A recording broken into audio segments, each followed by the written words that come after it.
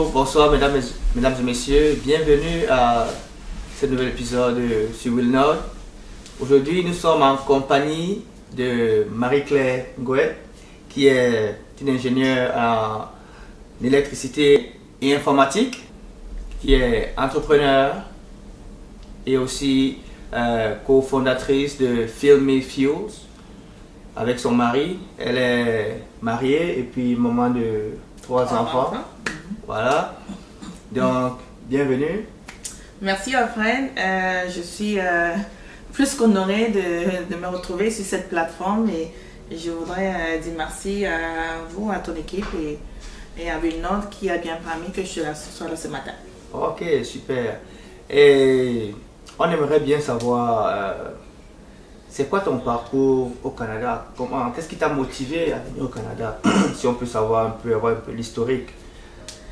Bon, déjà, quand j'ai gradué en 2004 comme ingénieur en informatique, quelques temps après, je me suis mariée avec mon cher mari, Paulin Blaise, je ne sais pas pour ceux qui le connaissent. Bon, après ça, on a juste décidé on a eu des contacts au Canada au travers de lui pour une opportunité ici à Montréal. Et on a dû déménager ici. Il est venu avant moi, puis je suis venue le rejoindre. Et c'est comme ça qu'on est arrivé au Canada. C'était vraiment pour opportunité d'emploi. Ah, ben c'est bon. Et puis ça fait combien de temps que vous êtes au Canada maintenant? Pour moi, 15 ans. Waouh, 15 ans! Ben, c'est pas mal de temps déjà là. Et puis, du moins avec l'entrevue, du moins quand on parlait off tout à l'heure, tu as eu à travailler dans le gouvernement, tu as eu à faire des jobs. Qu'est-ce que tu avais comme compétence quand tu es arrivé au Canada? Est-ce que tu es arrivé pour des études ou bien tu es arrivé directement pour le travail comme tu disais? Mais est-ce que tu avais une expérience avant? Oui, effectivement, parce que juste après que j'ai gradué, 3 mois après, j'ai commencé à travailler pour une entreprise privée, donc une compagnie privée. En ce temps-là, je travaillais comme ingénieur. J'ai géré la base de données, le système réseau. Je faisais des serveurs d'applications et aussi des applications web. Alors que j'étais là, puis je travaillais avec 2 personnes en dessous de moi. Ok.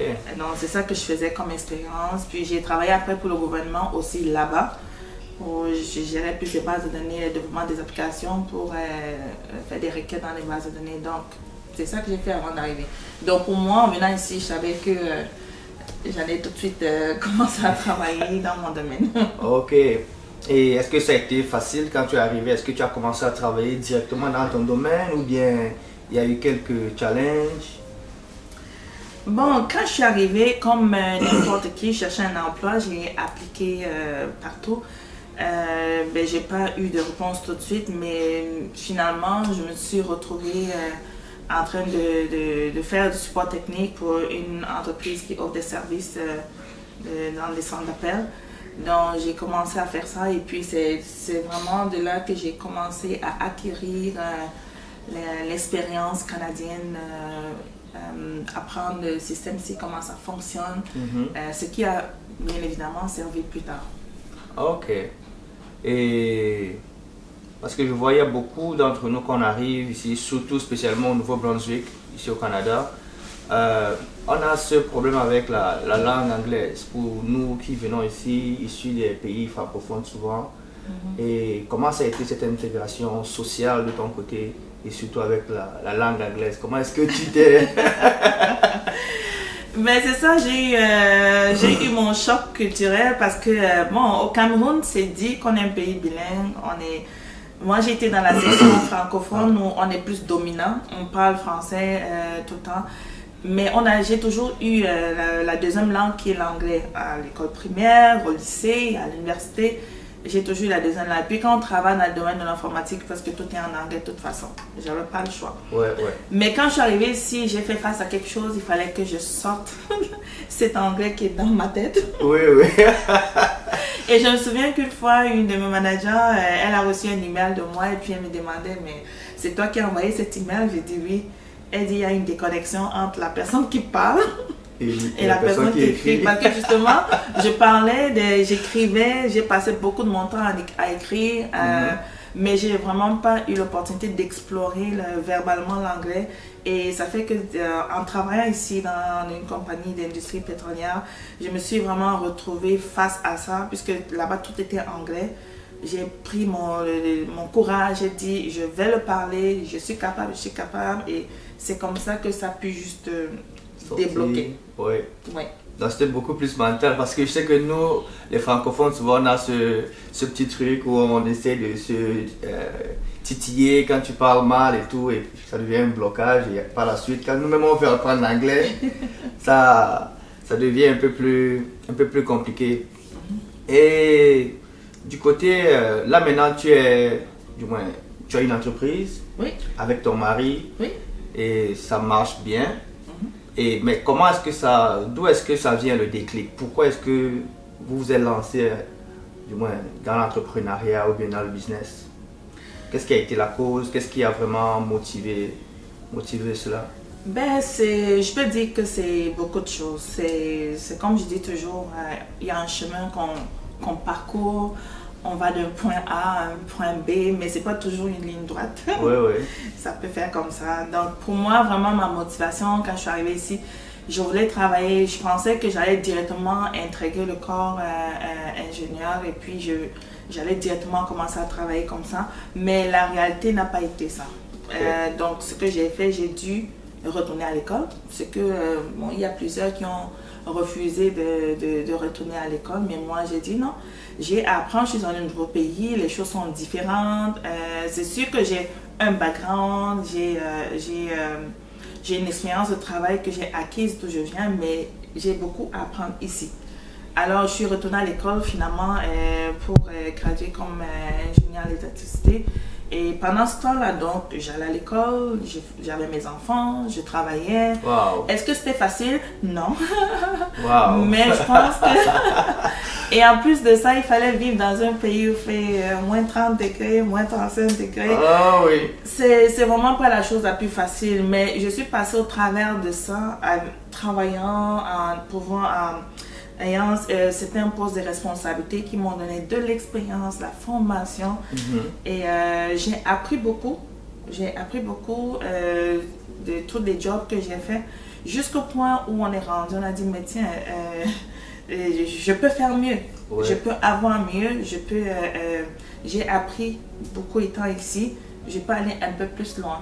Alors on s'est dit, ben écoute, on pourrait peut-être commencer quelque chose pour pouvoir se lancer, pour pouvoir réussir quelque chose à apporter. Parce qu'une des choses qu'on a souvent dit aux gens qu'on connaît, d'habitude les gens vont voir les immigrants comme des gens qui viennent pour profiter du système. Ben nous on s'est dit, on ne veut pas faire partie de ceux-là qui profitent juste du système, mais on veut faire partie de ceux-là qui apportent quelque chose. Qui contribuent. Qui contribuent au développement, surtout dans notre belle province de Nouveau-Brunswick. Alors, c'est de là qu'est venue notre idée. On a dit, mais tiens, on a des compétences, des capacités, on a appris beaucoup, pourquoi ne pas se lancer? Oui. Voilà. Ouais. Ok, wow. Ça, c'est... Aller à l'école avec des enfants et tout ça, c'est...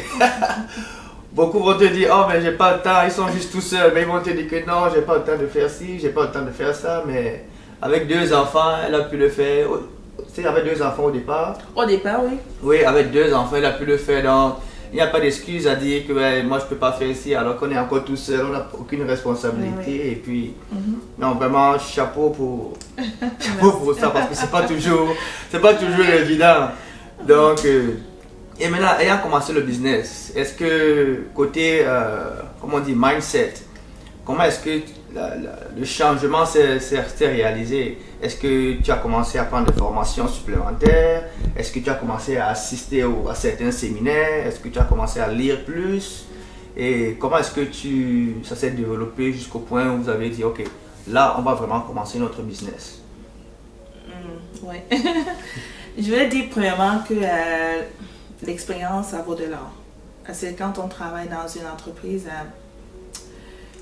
on apprend beaucoup. J'ai fait beaucoup de formations. J'ai travaillé spécialement dans 3 compagnies depuis que je suis ici. Et puis, j'ai fait beaucoup de formations. J'ai appris beaucoup. Puis je suis quelqu'un de assez curieux. Je me souviens qu'il y a une de mes collègues qui me disait que Marie-Claire, elle pose toujours les questions. Mais c'est ça parce que dans ma tête, c'est ça, des fois je me souviens qu'une fois on a dit que on a oublié qu'on a un ingénieur au milieu de nous. Mais c'est juste que pour moi, dans ma tête, la façon dont ça fonctionne, c'est que je veux toujours savoir, je veux comprendre. Oui. Qu'est-ce qui produit quoi? Pourquoi on arrive là? Qu'est-ce qu'il faut faire pour arriver là? Comment on dit en anglais, le big picture, la grosse image, mais aussi de pouvoir arriver à faire une étude systématique pour amener ça à des petits éléments et puis comprendre comment est-ce que chaque chose a été mise en place.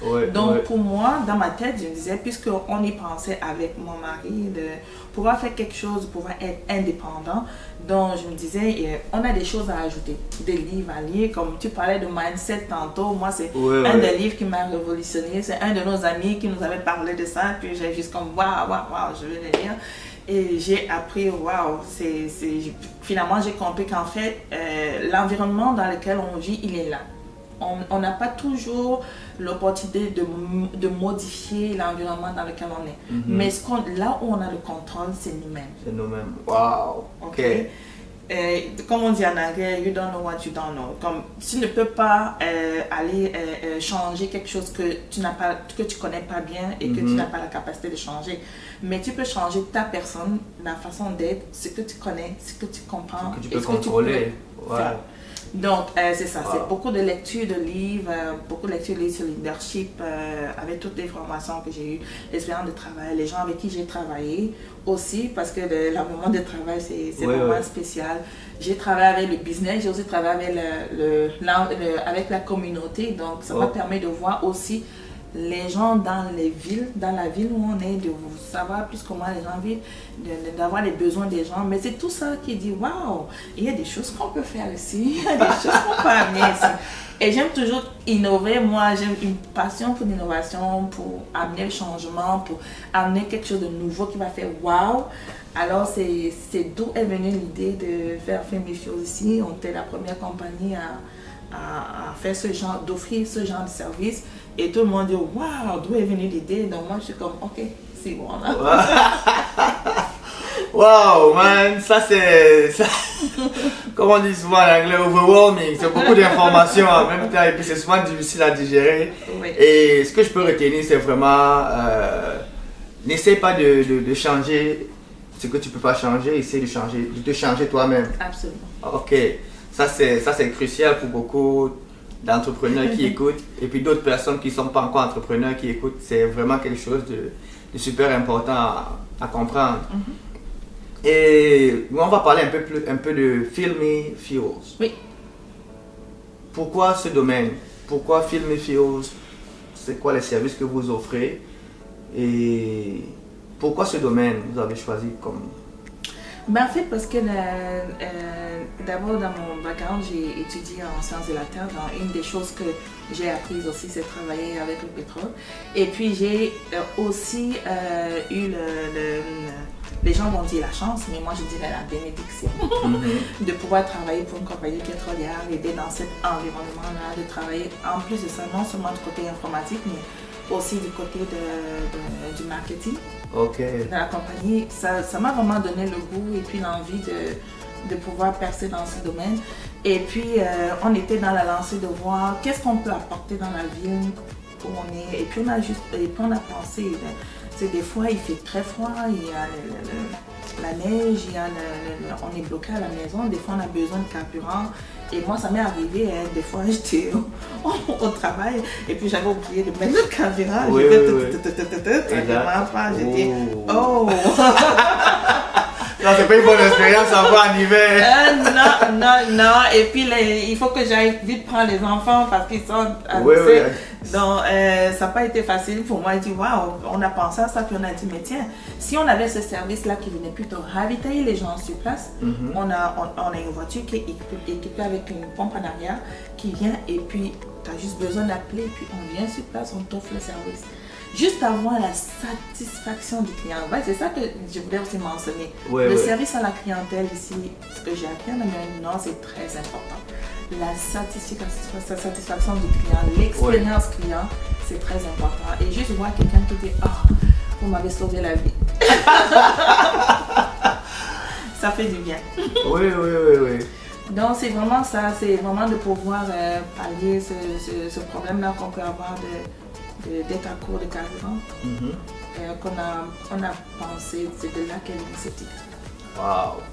Tu vois, ça vient toujours, comme je dis toujours, il y a toujours un problème à résoudre. Oui. Et il y a quelque chose que tu as mentionné tout à l'heure, c'est, tu as dit, comment est-ce qu'on peut contribuer? Oui. Et l'autre chose bien avant que tu as dit, c'est comment est-ce que, comment je peux le faire aussi? Parce que souvent on se pose les mauvaises questions et puis on a les réponses qu'on a. Mais quand tu te poses des questions, tu te poses comment est-ce que moi aussi je peux le faire? Comment est-ce que moi je peux aussi contribuer? Et là, le cerveau commence à réagir différemment. On lui dit, oh ben je ne peux pas le faire, ou bien non, c'est parce que je suis ci ou je suis ça.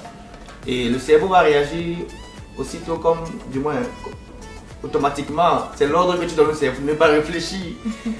Donc c'est vraiment ça les questions. Et puis, du moins on discutait tantôt, et puis il y a un nouveau service que vous offrez aussi. Oui. Et là, je crois que ce sera l'un des services que moi j'aurais besoin peut-être bientôt. Mais en fait, c'est ça parce que on réalise qu'en allant vers les gens, on est plus au courant de leurs besoins. Et c'est arrivé plusieurs fois que les gens ont demandé, les gens ont mentionné, mais tiens, si on avait aussi ce service-là de venir chez nous et puis nettoyer nos véhicules, ce serait juste parfait. Donc, c'est ça qu'on a vu, ce besoin-là chez les gens. Et puis nous-mêmes aussi, parce que quand je dis toujours, c'est pas juste une affaire des autres, mais même nous, je trouvais ça difficile de souvent faire le ménage de mon véhicule. Et des fois, c'était pas toujours le bon matériel que j'utilisais, c'était pas toujours le bon produit que j'utilisais. Et il fallait amener l'auto quelque part. Alors, quand on réalise que les gens ont le même problème, ont la même difficulté que moi, alors c'est là qu'est partie cette idée. Mais tiens, si en plus du carburant qu'on vient offrir à la personne, on peut en même temps prendre soin de son véhicule et que son véhicule soit comme tout neuf à chaque fois. Ce serait bien, mais ça a été juste pour nous, ça a juste été un boom. Parce que là, les ventes ont augmenté, les demandes ont augmenté, et puis on ne peut pas être plus heureux que ça. Ok, ouais, c'est super, c'est bon à savoir. Mais est-ce que ça a toujours été aussi facile? Est-ce que c'était quoi peut-être les choses auxquelles vous avez un peu buté au début, ou bien c'était quoi les challenges? Parce que pour arriver jusqu'à ce point quand même, ça prend des étapes. Ça prend des petites frustrations souvent, mais il faut se relever et puis continuer. Oui. Et c'était quoi vos challenges et puis certaines frustrations que vous avez eues peut-être? Nos challenges, je me souviens de la première fois qu'on allait chez un concessionnaire, on a rempli toutes les voitures. Il y avait, je pense, 39 à 40 voitures. Et puis on a rempli le carburant un peu partout. On nous a posé la question de savoir qui était notre directeur. Notre boss. Notre boss. Waouh! Mais c'est juste pour dire que c'est une question légitime aussi, ouais. Parce que justement, les gens n'ont pas eu souvent l'habitude de voir les choses comme ça. Donc, je me dis toujours, il faut toujours avoir dans la tête, c'est une question d'information. Des fois, les gens ne savent pas. Ouais. Mais à partir du moment où on peut donner l'information, ils ont été vraiment surpris. Et plusieurs fois, vous avez demandé comment vous avez eu cette idée. Mais c'était nouveau. Ouais. Et quand on ne sait pas dans quoi on s'embarque, on a peur et puis on ne s'embarque pas. On dit, ah oui, merci. Ok, merci. Donc on a eu ça beaucoup. Les gens, ils nous ont écoutés. On a donné les pamphlets. On a expliqué qu'est-ce qu'on a fait. Ils nous ont dit, merci beaucoup. Bye. On est resté des semaines, des mois, attendre au moins un appel.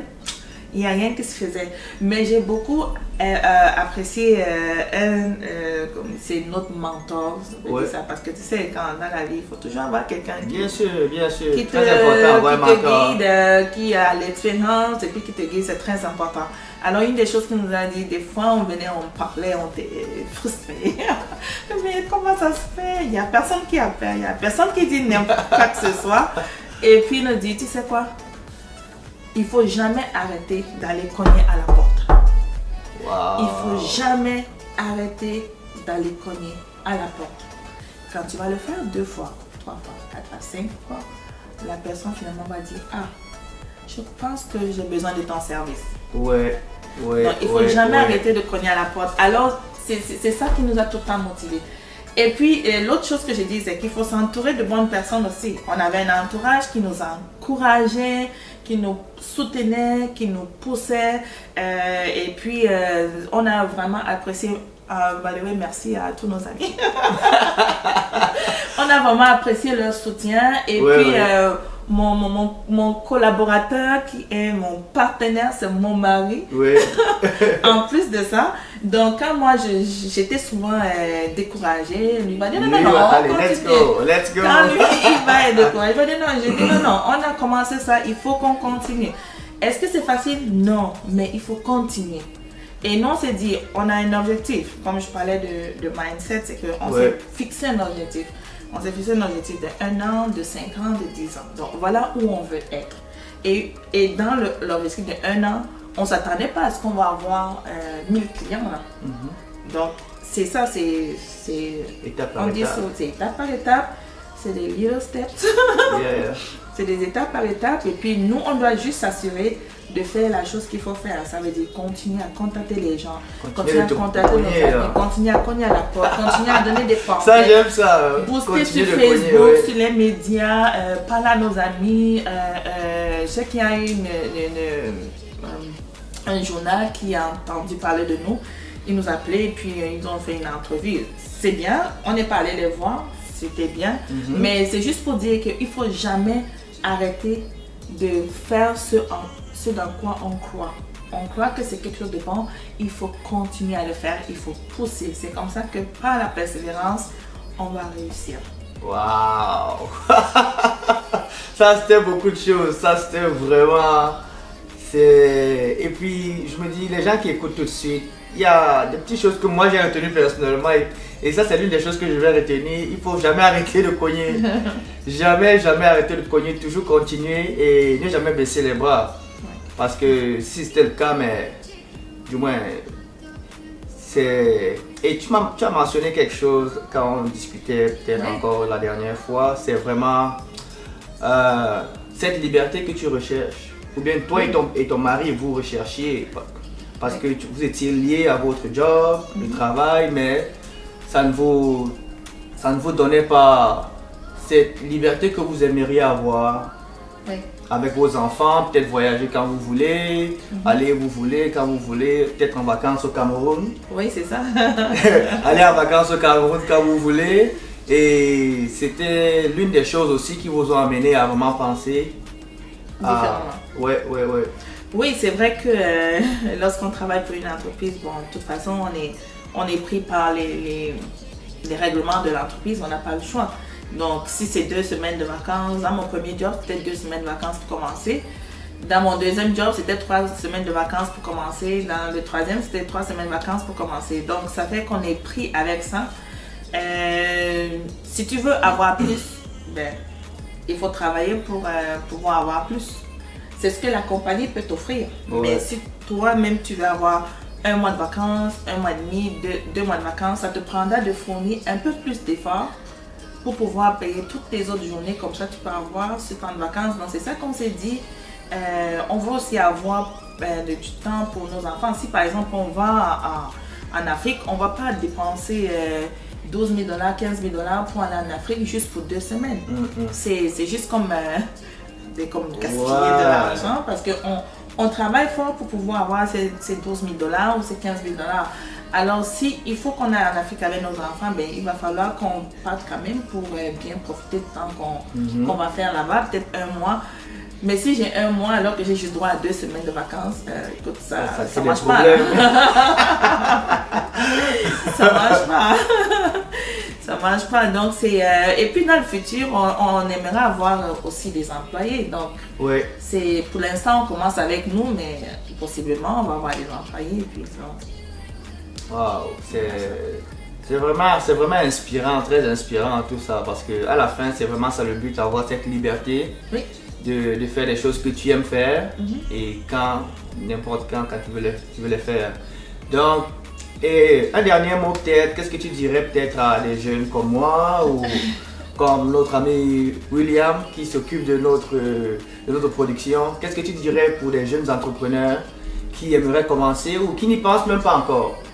Souvent on n'y pense pas et un beau jour on peut se lever, on se dit oh j'aimerais faire ça, mais souvent c'est quelque part dans notre conscience, on ne le sait pas, ou bien il y a une circonstance qui peut arriver et puis on se dit que oh j'aimerais faire telle chose pour changer peut-être ou contribuer à quelque chose dans ma communauté.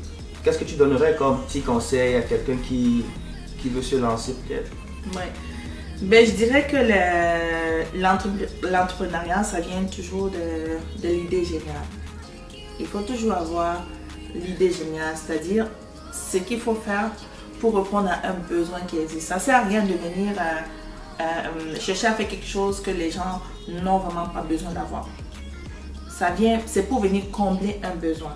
Il faut qu'on soit sûr que le besoin existe et puis on a ce qu'on va faire comme produit est quelque chose qui peut aller et combler ce besoin-là. Ça, c'est très important.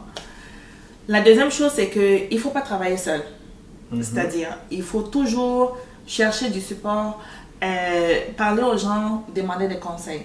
C'est comme ça qu'on réussit. Bon, pour ceux, moi j'ai une éducation chrétienne et puis une des choses que j'ai lues dans mon éducation chrétienne, c'est que avant de faire un projet, il faut d'abord faire quoi?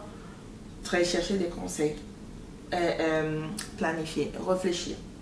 Il faut demander de l'aide pour ce que tu es en train de faire. Comme ça, tu vas réussir ton projet. Et moi, je pense que c'est très important que les gens aient, comme tantôt j'ai parlé de mentor, c'est important d'avoir un mentor. Oui, ça c'est super important. Oui. Tu peux en avoir 2 ou 3, mais il n'y a pas de mal à ça. Mais c'est important d'avoir un mentor. Et il faut choisir la personne que tu sais ou les personnes que tu sais qui peuvent t'apporter quelque chose. Ça, c'est très important. La troisième chose, c'est qu'il ne faut pas s'entourer des gens qui t'amènent à descendre, c'est-à-dire des gens qui t'amènent à régresser. Oui. Il faut t'entourer des gens qui t'amènent à avancer. Ça, c'est très important aussi. Et lorsqu'on a l'idée, il ne faut pas attendre trop longtemps. Parce que, je vais vous dire, je ne veux pas dire ça, il y a des idées, il y a des entreprises qui fonctionnent actuellement. On avait cette idée-là il y a cela 5 ans. Et on ne s'est pas lancé. On a réfléchi trop longtemps. Oui. On a hésité trop longtemps, on ne s'est pas lancé et voilà, ça a été pris par quelqu'un d'autre. Tu vois? Et je suis sûre que à vous que je parle aujourd'hui, vous avez sûrement une chose à laquelle vous pensez que vous pouvez apporter. Mais il ne faut pas attendre trop longtemps. Oui.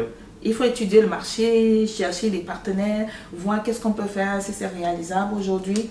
Et si c'est réalisable, il faut le lancer. Ça ne veut pas absolument dire qu'il faut quitter son emploi. Non. Mais c'est juste qu'il faut mettre un extra de temps pour pouvoir travailler dessus jusqu'à ce que le produit soit mûr et puis tu peux maintenant quitter ton emploi là-bas pour aller le faire.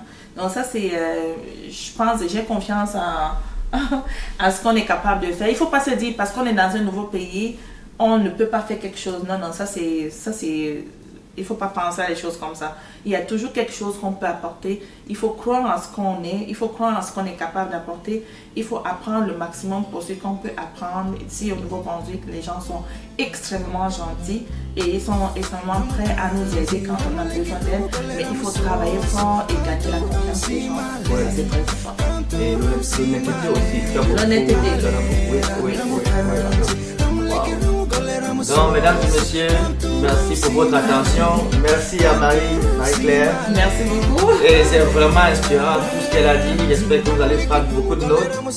Et on se revoit la prochaine fois. Merci beaucoup. Merci pour la revue.